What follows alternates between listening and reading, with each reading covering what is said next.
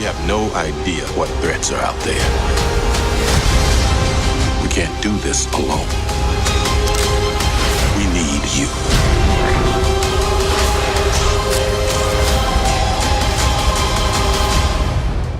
I'm not what you think I am.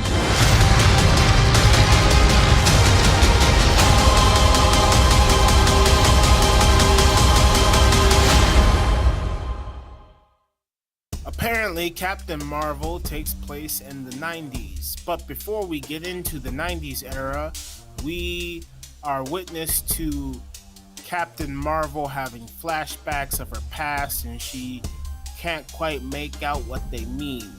I thought her journey in this movie was pretty intriguing. With Jude Law's character, it was interesting with the Kree, where it seems like they're the good guys at first, and then there's a reveal that he's evil and he actually killed this woman. And when Captain Marvel learns that, you know, she's all hell-bent on, I want revenge and I want the Kree to pay for their crimes.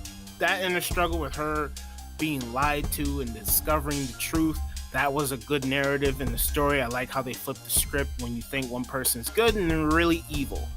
So I thought that reveal of her actually being on the wrong side was great, and it kind of reminded me of Captain America and Winter Soldier.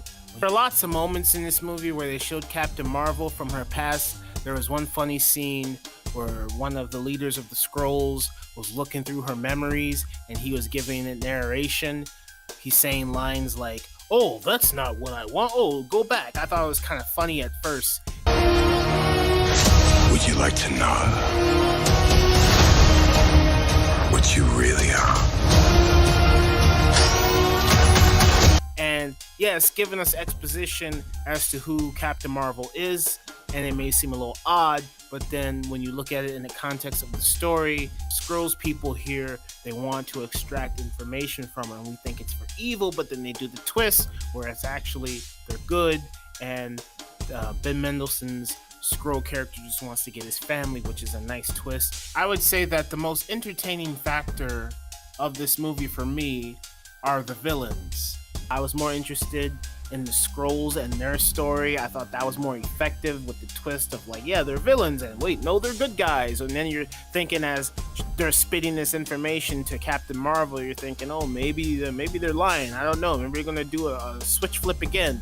But no, they actually were good people and they want to help their people. So I thought that was very interesting. That twist was very good.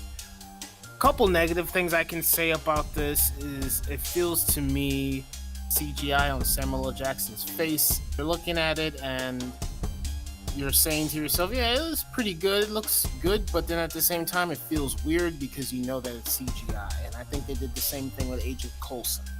There's this character that Ben Mendelsohn is playing, and I would say this character, appearance-wise, it looks like Idris Elba from Star Trek Beyond, and the makeup, you know, it looks like a mask. I also felt that a couple of the performances in this movie were pretty stiff, like Brie Larson in this movie. There's a couple of scenes where she felt stiff to me. Ronan the Accuser's in this movie, and it feels like to me Ronan the Accuser's unnecessary because he doesn't do anything. He shows up in like 3 or 4 scenes where Jude Law is talking to him in a hologram where he's like, yeah, you know, Captain Marvel, I'm not going to tell you where she is because I guess Jude Law's character wants to handle it himself. Then he goes to meet Captain Marvel, but it's a setup, and he's like, okay, we need to tell Ronan about it. Then Ronan shows up with the cavalry, but then Captain Marvel whoops cavalry's ass, and then Ronan runs away. So I thought Ronan was useless in this movie, and all the other characters with Ronan were useless.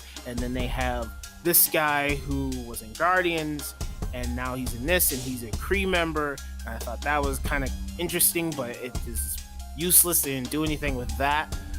There's this one sequence where we're inside Captain Marvel's subconscious because the Kree are holding her captive, and they're trying to mind control her. And as she's fighting this force, she's becoming more powerful.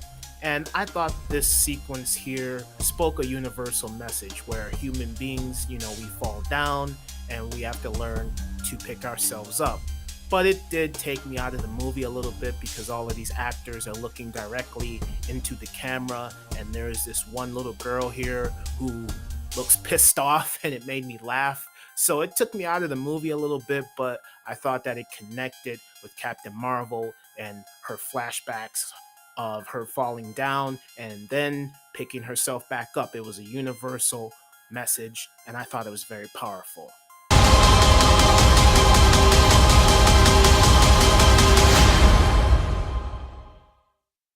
The scrolls in this movie are very interesting because they start off as villains, and before I saw this movie, I was thinking, okay, the scrolls are going to be the villains here, and it's going to bleed into Avengers Endgame, where they're going to reveal that one of the Avengers are a scroll. But in this movie, the scrolls end up being just people who want to save their culture. I would say that is very interesting in this movie because they start off as villains, and then we learn that the Kree, especially Jude Law's character, is evil, and then they've been hunting the Skrulls for a very long time, and Ben Mendelsohn's Skrull character just wants to save his family. So I thought that was a very nice twist, kind of like what they did with Ben Kingsley and the Mandarin thing, where I feel like this payoff in here was great. You know, it flipped the narrative on its head, where we think one thing and it leads into something else. So now I'm thinking, well, are the Skrulls just going to be in this one movie, one and done? Or are they going to be in Endgame? Because apparently it doesn't seem like the way, you know, the way the Skrulls ended up in Captain Marvel, doesn't seem like the Skrulls are going to be in Avengers Endgame or any future movies at all. So it's a mystery. It's all up in the air if they're going to be in future movies. But I like the Skrulls narrative in here. I also thought it was interesting to see how Nick Fury lost his eye. It tied into what he said in Winter Soldier. Last time I trusted someone, I lost an eye.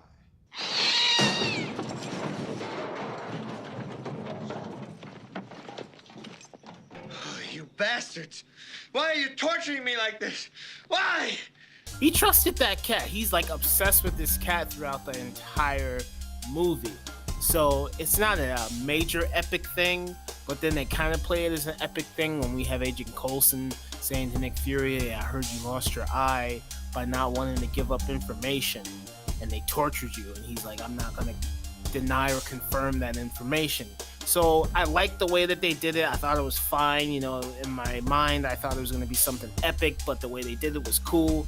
Then we have the scene where Captain Marvel gives Nick Fury the pager, and I also thought there was going to be something important with that, but it's just a simple thing where she's like, hey, if you need me and it's important, you page me. I'm going to go fight my own battles. And so it had me thinking, well, why didn't he call her up in the first Avengers movie? Why didn't he call her up, you know, when Hydra was taking over S.H.I.E.L.D.? Why didn't he call her up when Age of Ultron was going down? Well, she said it has to be something serious. And it illustrates that, okay, yeah, he doesn't want to constantly call her for every little bitty thing all the time. He wants to set up the Avengers Initiative. So I thought that was cool. He wants to do his own thing.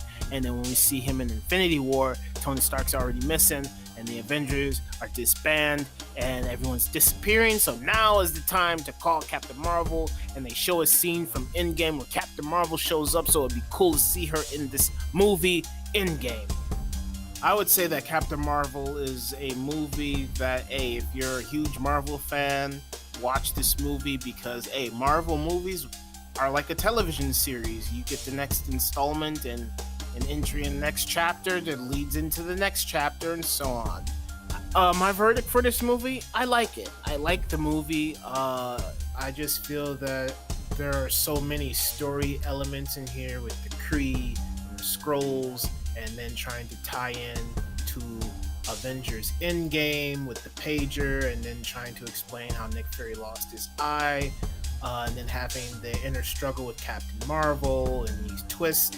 I feel like there's so much crammed into this movie that it feels kind of boring when I watch it. So I like the movie, but I didn't love it 100%. And that's all I have to say. So as always, thank you for watching, and I will talk to you next time. Marvel has you in a grasp. They have you in such a tight grasp that you will sit through 5 minutes worth of ending credits just to see an ending credit scene, an like end credit scene. And Marvel's just, they just like to play around sometimes, and I think it's funny. It's very cool.